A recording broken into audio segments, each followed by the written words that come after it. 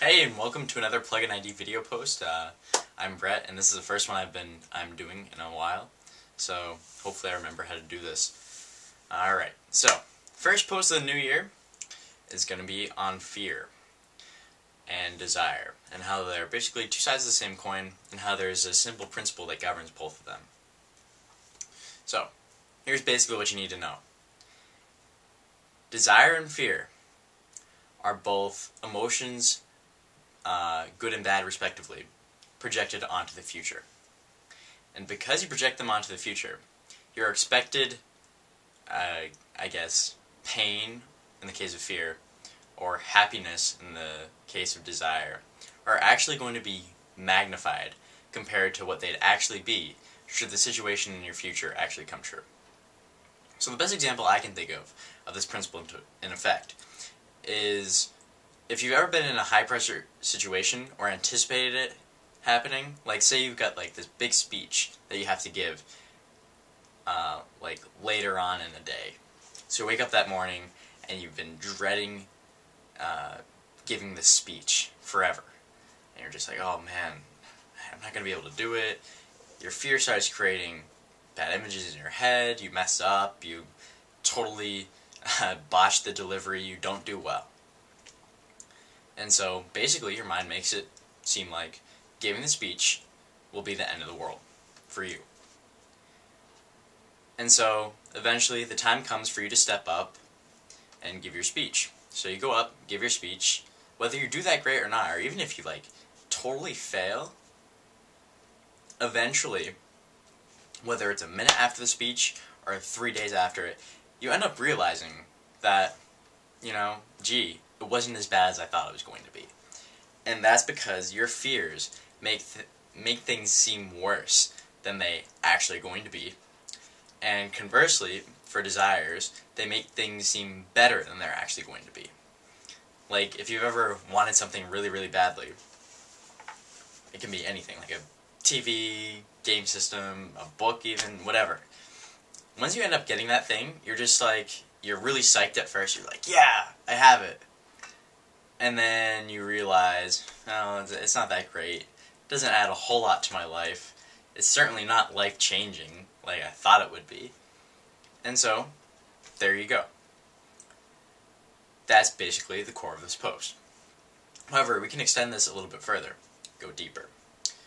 One's for fear and one's for desire. So for fear, basically, because you know that your fear is actually totally inaccurate, because you know that the actual pain that you're going to experience because of something you're anticipating in the future, should it even happen, we won't even get into the idea that fear is totally fake. And, part of the reason why we hate it so much is that it could happen.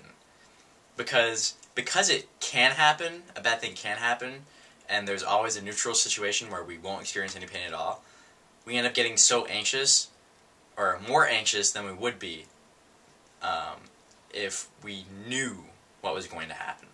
I'll get into that in a later post.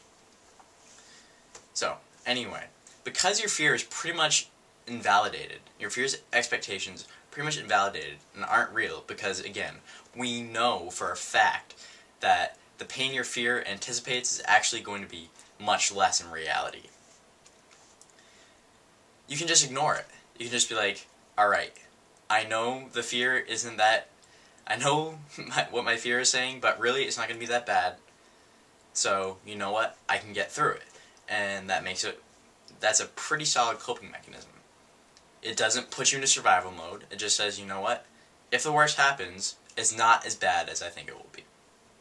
Simple realization that a lot of people don't make. So that helps you disarm your fear. So for desires, once you come to this realization that your desires won't cure everything, that they're really not that good, once you achieve them, desires kind of let you down. Once you make that connection, it's pretty easy for a lot of people to say, like your spiritual guru to say, you know what, just renounce all your desires, be a Buddhist monk, just sit and meditate all day. I'm not going to advocate that. That's not that fun. I think desires add a lot to our lives because they make us push for more, and experience more and make us experience more in the process, which ultimately adds to a richer life. So I don't think eliminating your desires is really the route to take. However, you can coexist with them even if you realize that really they lie to you. The key is it has to come from a healthy place. And it's a frame I've gone over thousands of times, which is this. You have to realize that you alone are the source of your positive emotions. So you make your life good, not the things around you. Essentially, you are enough. And then you can say, alright, if I achieve my desires, they're gonna make my life a little bit better, like demonstrably better, but not like incredibly life-changing. You know, it's not like buying a new TV will make my life even close to even 10% better, it might be 1% better. And if you think about that, you'll realize I'm right about this. But, so it makes it able for, sorry, it makes you able to coexist with your desires fairly easily once you realize, alright, they're not going to add that much to my life. So then you're able to pick and choose which of your desires you want to achieve, since you're not going to make one, the one that changes everything, you know, the one that finally makes your life great. Although there are some desires that I think the desire actually is fairly accurate. It's in the ballpark, at least. Like massive changes, like getting a new job, moving, getting a relationship with someone, marrying someone, going off to university, stuff like that that make you make a big giant shift are probably going to induce as much change as your desires suppose, but not all of it is going to be good, if that makes any sense. So you could get in a relationship and you think, oh my god, this is going to be the greatest thing ever, we're going to get married, blah blah blah. And then you realize you're not compatible with one another, and then you just endure terrible amounts of pain until you break up. So the desire gets the magnitude of the change right in these big situations.